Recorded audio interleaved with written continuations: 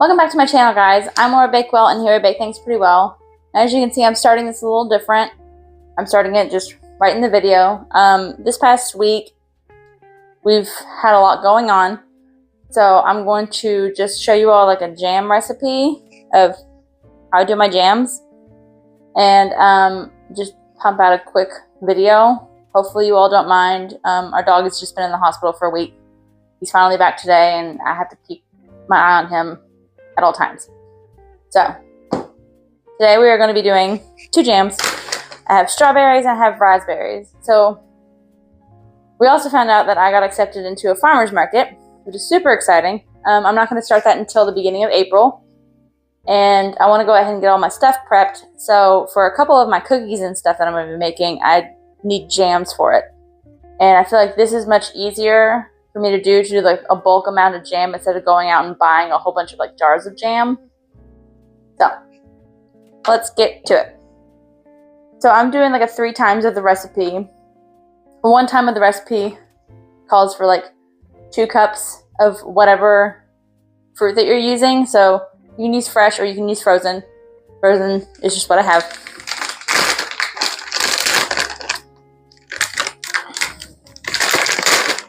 So I'm doing a 3 times, so that would be 6 cups, which is about 48 ounces, which is exactly what this bag is.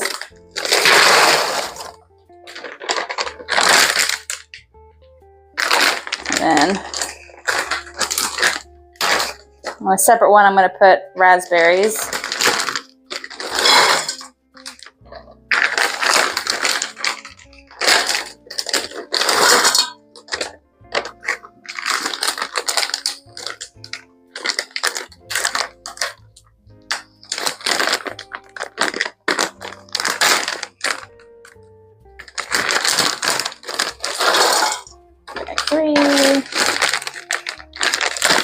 They didn't have like large bags of the raspberries. They only had like a large bag of the strawberries. So I had to get like 4 small bags.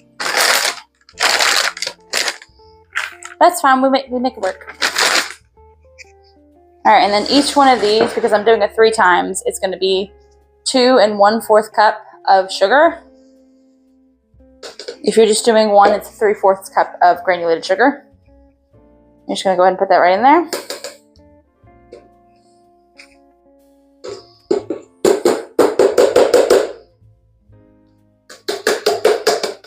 All right. And then you want about 4 tablespoons of any type of citrus juice. So you can use orange, lemon, lime. I just have lime, so I'm just going to put a little bit of that in there. And that's just going to help with like the brightness of your fruit.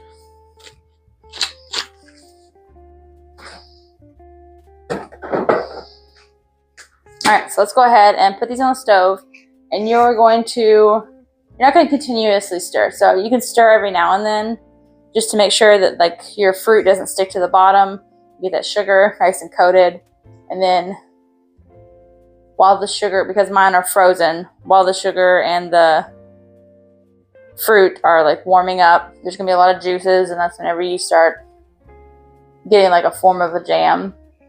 And then you can choose to put like gelatin in yours if you would like to, just to make it kind of thicker, kind of like a jelly. I'm going to add a little bit of cornstarch just to help thicken it so that it comes out nice and easy on a spoon, and it won't spread if you were to bake it. So let's go ahead and put both of these onto the stove. Let's start cooking this down. I also want to say that while you're doing this, just beware of using a wooden spoon, because this will stain your wooden spoons. So I'm just using some spatulas just to kind of get everything stirred in there and combined.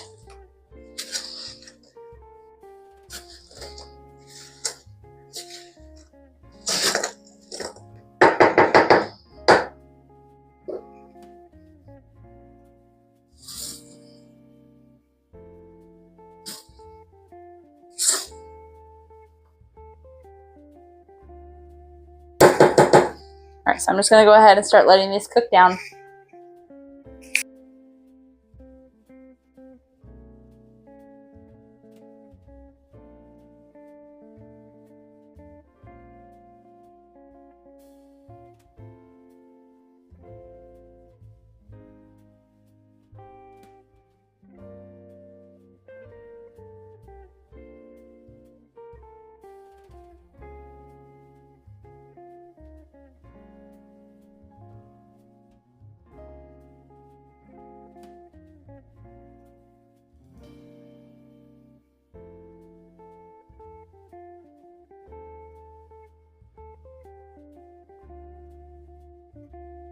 Alright, so my jams are nice and bubbly.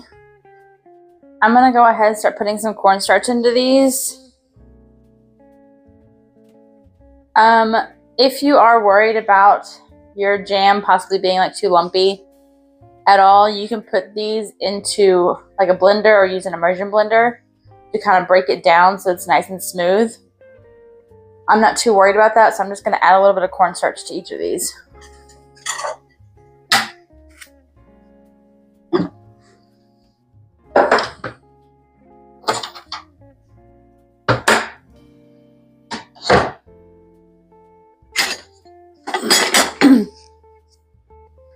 So I'm just going to take a ladle and I'm going to try to get more of the juice in the actual berries. If you get a little bit of berry in there, it's fine. I'm just going to pour this into a bowl. And what you're doing right here is you're just making a slurry. So now with that inside of this bowl, I'm going to take some cornstarch, and it depends on how much you're making. For probably a 1X, I would probably add like maybe just a couple of tablespoons. But I'm going to add about 1/4 of a cup to each of these. Let's go and start with the strawberry first.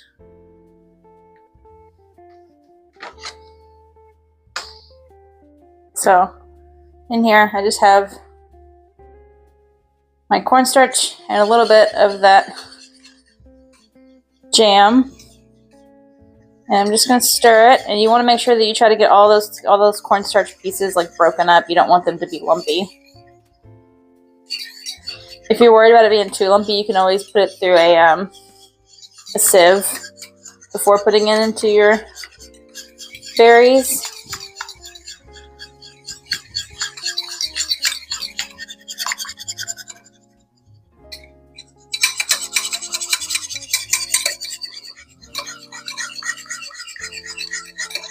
Alright, so we got that all mixed in there.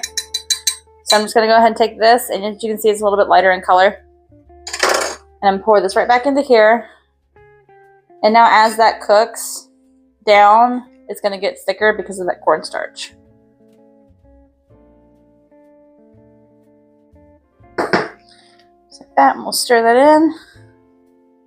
And I did turn this down to a lower temperature because it was starting to bubble a whole bunch. It almost bubbled over. So now this is just going to go low and slow. We're going to do the same thing with the raspberry. Just try to get as much of the juice as you can rather than the berries. And then add about a 1/4 cup if you're doing a 3X of cornstarch.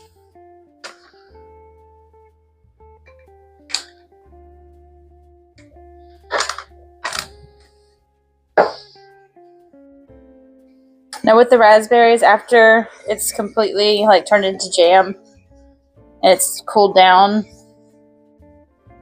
I guess before it's cooled down, if you're worried about seeds, you can put those through a sieve whenever you take it out of your pot and put it into whatever you're gonna keep it in. If you're not worried about seeds, then don't worry about it. I will say the raspberries really break up quickly and easily into this, so you really don't have to use an immersion blender for that either. Not like the strawberries. Ooh.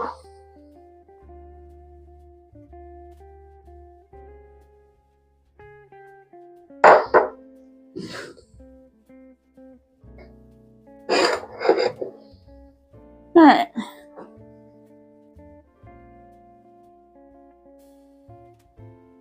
There you go. Let me mix that in there.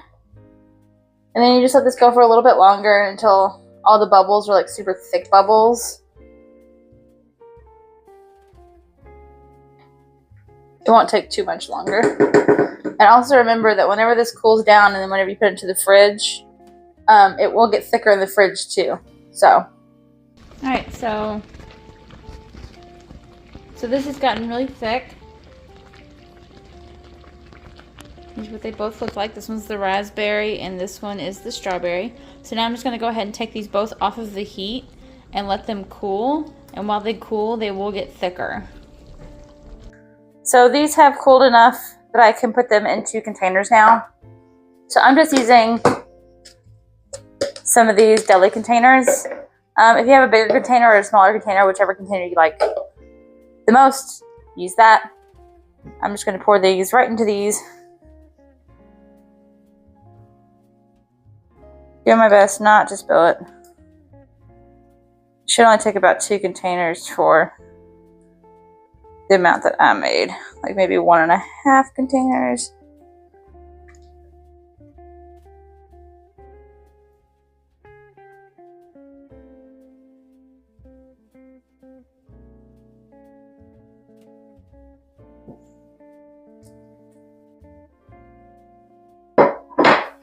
There we go. So there is the raspberry filling. So let me go ahead and get this out of the way. Alright, and now I'm going to fill the strawberry.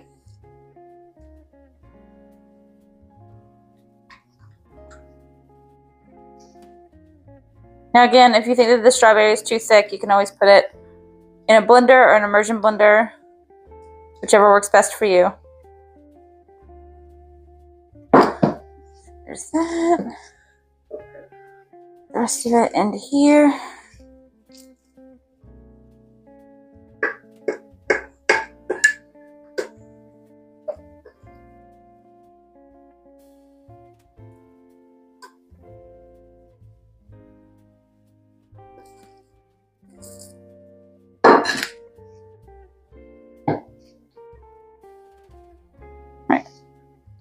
There we go. All right, then you can put your lids on here. Make sure you label them so you know which one's which.